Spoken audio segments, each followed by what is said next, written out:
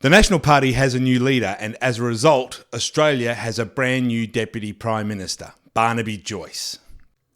This is the guy that is now second in charge of the country, answerable only to Malcolm Turnbull, Gina Rinehart and Rupert Murdoch. So who is Barnaby? This guy known by just one name, like Cher and Madonna. No, I don't mean talented and loved by the gay community. I mean a guy that is known by just one name, Barnaby. Barnaby's a guy that talks from his gut and his heart and doesn't let his brain get involved in the conversation. Barnaby entered the Senate in 2005, and it didn't take him long to demonstrate just how big of a dick he really was. In 2006, Barnaby was placed on the Australian Capital and External Territories Committee. At one of his first meetings, he asked a question. When I was literally sort of sitting down in the committee, I said, well, by the way, are we responsible for the Australian Antarctic Territory? And I went, oh yes, we are. And I went, well, that's...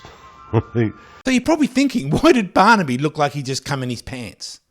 Well, the reality is, Barnaby had always been interested in Antarctica. The Australian Antarctic Territory is a personal interest, and I suppose it goes right back to the time when, as a young kid, I used to collect stamps, and one of the prize stamps was the Australian Antarctic Territory. It was always a fascination with a country that, even until recent times, wasn't basically mapped. And until even more recently, it isn't even a country. So then Barnaby asked another question. Well, that's great, because it is an extremely strong interest of mine. Do we ever go there? And the question back said, well, if you want to. If he wants to go? He's got a fucking stamp collection. Of course he wants to go. A free trip to Antarctica? Are you shitting me? This is a guy that represents Queensland. Of course he wants to go to Antarctica for nothing to see penguins.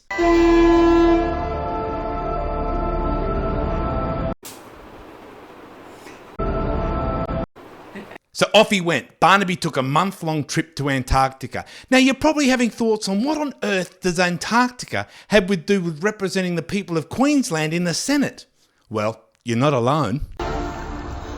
So it's pretty interesting. I'm just wondering what the special interests in Queensland are down there, but no doubt the penguins will tell you. But others had more optimistic views of the trip. Well, they might be enjoying his absence, but it will worry them. What if Barnaby comes back a greenie? He might come back the great white hope for Antarctica. Maybe he will, Bob. Greens are good for you. No, they're not. Or maybe he won't. While Barnaby was in the Antarctica, he kept a video diary and continued to keep calling the Antarctica the Antarctica. The Antarctica. First thing you see of the Antarctica. Here we are out in the middle of the Antarctica. This is one of the perplexing things about the Antarctica. Something that perplexes me, Barnaby, is why the fuck you keep calling the place the Antarctica. Barnaby shows us one of the highlights of his trip. We're at Macquarie Island. That's Macquarie Island out there. It's going to be a very exciting day because there's a lot of wildlife there. As you see, birds, penguins, large penguin colonies. Wow, penguins, birds, and large penguin groups. 3 of my favourite animals. So Barnaby returned to the mainland. And what do you think he got from his trip? He learnt a lot. He learnt to understand the reasons why we're in Antarctic. And to experience that firsthand is very different to reading a report. No, he didn't, unfortunately. What did Barnaby discover about the country that isn't a country that he loves to call the Antarctica? There's minerals there. There's gold, there's iron ore, there's coal.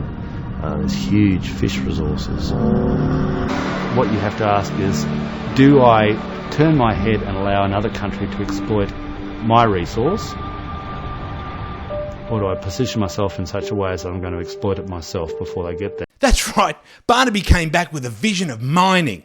After seeing this untouched, pristine environment, he couldn't believe the untapped resources that lay just inches below those penguins. Nothing. I'm just calling it the way it is going to be. We can't fool ourselves and think, well, that means no other country is going to do anything. Of course they're going to do something. If people really sort of sit down and think, well, they're whaling in our area, we can't stop them, we don't have the economic or the military power to be any sort of threat to them, so what are we to do? What else is there? What else is there?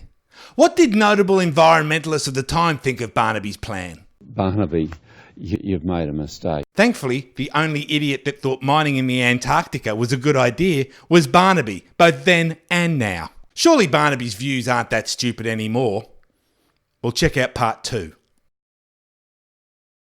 Hey guys, thanks very much for watching. If you like what we did, make sure you hit the subscribe button and watch episode 2 with Chasing Barnaby.